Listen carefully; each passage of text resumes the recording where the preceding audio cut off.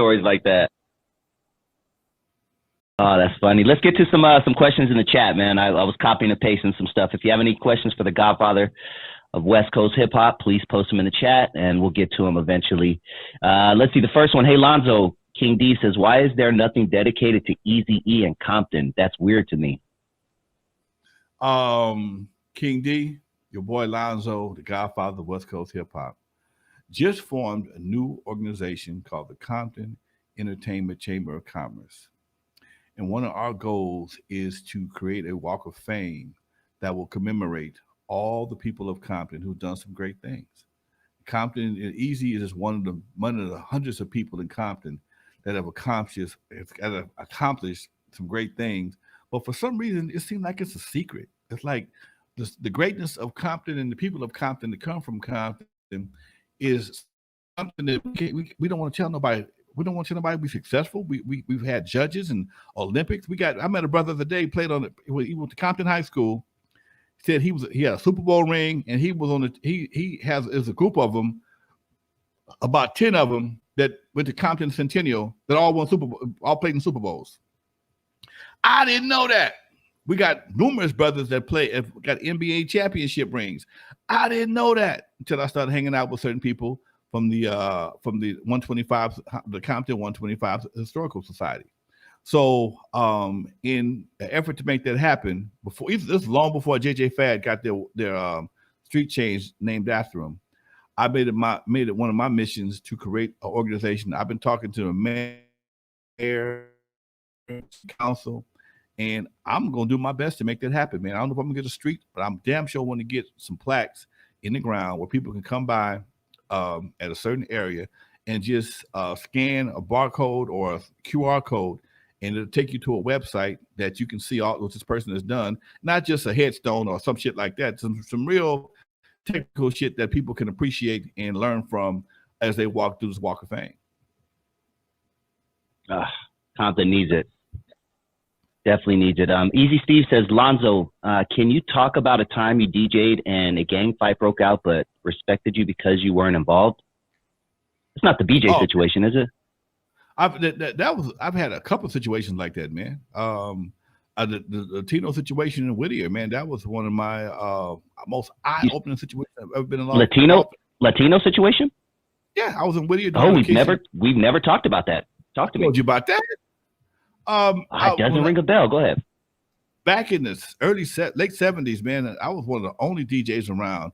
I got hired to do a party in Whittier, and I'm DJing, and I did a lot of quinceañeras. I mean, back then, dude, I had no competition. I'm doing everything. I'm doing luau's. I got the pig in the ground. I'm doing Russian parties. Motherfuckers doing that Russian dance and shit. I'm doing all kinds of shit. I'm doing quinceañeras. I'm doing this party for some essays in Whittier. And about an hour after the party started, man, two things happened. They got my cousin shermed out. They told him some weed, just like in Fridays. They got him shermed out, man. My cousin high to some bitch, man. He fucking with me. I'm trying to DJ. He fucking with me. And the guy told him, man, anybody fuck with you? Man, I'll fuck him up. I got a black belt. 5 minutes later, they knocked his ass out. Fight on. And while they was fighting, man, I'm looking, and the guy who booked me for the party said, hold on, man. Hold on, man. Hold on, Holmes. Let the DJ go. He ain't in this shit. And sure enough, man, both sides grabbed my speakers, grabbed my crate, and grabbed my cousin and put them all in the goddamn truck, paid me my money, told, go ahead, man, the party over, man. And before I hit the goddamn street, they was back fighting again. Ain't no bullshit. Wow. There was a level of respect that back then that doesn't exist now. That would never happen nowadays. Come on, man. You'd be getting it too. You'd be all shot up, and first of all, there would be no fight. It would just be shooting right away. Right. And dude, that's a true story. That's an absolute true story. I know every Lonzo story. You personally have never told that one on this show. Real talk. You know what I did do? I got a couple of these stories. I've actually recorded them and put in video clips. I'm gonna put on my YouTube channel so y'all can see them.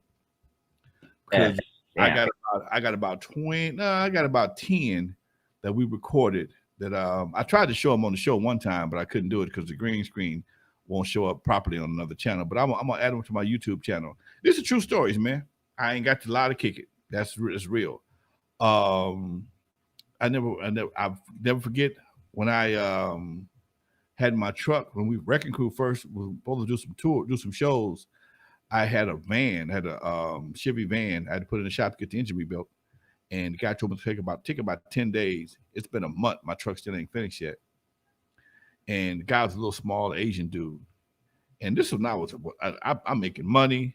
I'm Jerry Curl. I'm cocky as shit. And yes, I was a cocky asshole from time to time back in the day.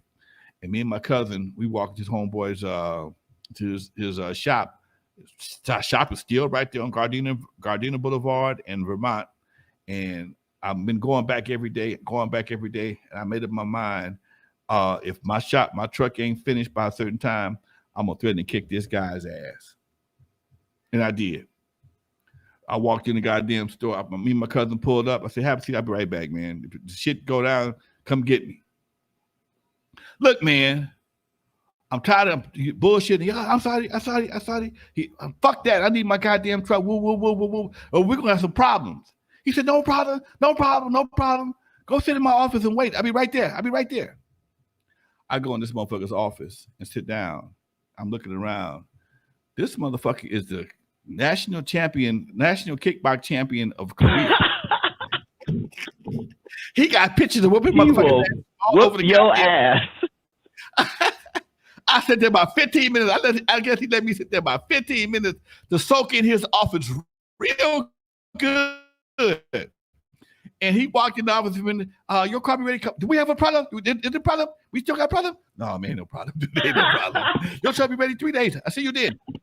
No bullshit. Okay, take your time. That's a true fucking story. Okay. Oh, that's hilarious. No bullshit. Dog. He made sure you went in that office. Sure, I got a good soaking of his potential. Okay. And I saw them pictures of him jumping over shit and breaking boards and whooping ass. I said, he giving me a little warning. Let me shut my ass up and go sit my ass. My cousin said, what did he say? My truck be ready in a couple of days, man. I didn't tell my cousin that shit till later on. Yeah, that was a true story. He had all kinds of that was God once again sending your ass a sign. Sit your monkey ass down. Sit your ass down. This is not. I love that. That is one of the funniest things I've heard in a long time. All right, Isaiah Edwards. We've answered this before, but shit, we'll answer it since you're asking. Lonzo, Dusty, which era of hip hop do y'all think was the best? I'm gonna go 92. My personal favorite was like 92 to 96, 97. What about you, Lonzo? Man, I had my most fun DJing at my Club Hall of Fame, and that ran from 2002 to 2008, and that's because I had all the music from the 80s, the 90s, and the early 2000s to work with. Had all the Aaliyah stuff. I had Biggie, Tupac. I had Petey Pablo shit, Janet Jackson, Michael Jackson. I had all that shit to work with, man. So it was still fairly fresh. And it just gave you, as a DJ, it gave me a big variety to play with. And that's always been my thing, man. I've always had a very diverse playlist.